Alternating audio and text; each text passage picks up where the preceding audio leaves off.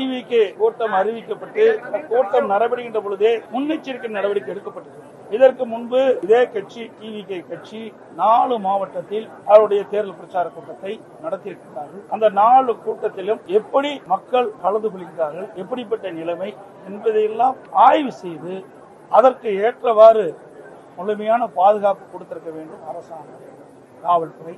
அதே போல அந்த பாதுகாப்பு குறைபாடுகள் இருப்பதாக தொலைக்காட்சியில் பார்க்கின்ற பொழுது தெளிவாக தெரிந்திருக்கிறது.